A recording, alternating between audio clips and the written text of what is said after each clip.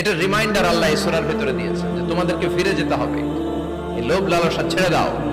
রব্বুল আলামিন বলেন আল্হাকুমুত তাকাসুর হাত্তা যুরতুমুল মাকাবির। ও গোলাম, দুনিয়ার সম্পদ লোভ লালসা তোদেরকে পাগল বানিয়ে দিয়েছে। এই লোভ পাগলামি কোনোদিন তোদের থামবে না যতদিন না তোরা কবরে ঢুকবি। ঠিক কি না? কার কথা? আল্লাহ বললেন দুনিয়ার সম্পদ আর লোভ আর মোহে তোমরা গাফেল হয়ে গিয়েছো, আখিরাতের কথা বেমালুম তোমরা ভুলে গিয়েছো। কিন্তু আখিরাতে তোমাদের যেতেই হবে, কবরের বাড়িতে তোমাদের ঢুকতেই হবে। ঠিক কি না? যেতেই হবে। আমরা ভুলে যাই। আলহাকুমুত তাকাসুর, অতিরিক্ত পাওয়ার লোভ, বেশি বেশি খাওয়ার লোভ, বেশি বেশি জমানোর লোভ মানুষকে গাফেল বানিয়ে দিয়েছে। এটা মানুষের স্বভাব।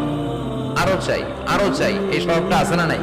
এই আরো আরো আরো চাই, এই স্বভাবটাই মানুষকে কুড়ে কুড়ে শেষ করে দিয়েছে। এত লাগবে কেন তোমার? তো মানুষের চাহিদার কোনো শেষ নাই, যার আছে বেশি তার চাই বেশি। এজন্য বিষ্ণু বলেছেন উনজুরু ইলা মান হুয়া আসফালা মিন, তোমার চেয়ে যে খারাপ আছে ওর দিকে তাকাও। ওয়ালা তানজুর মান হুয়া আ'লা মিন, তোমার চেয়ে যে ভালো আছে ওর দিকে তাকাও না, তোমার চেয়ে যে খারাপ অবস্থানে আছে ওর দিকে তাকাও।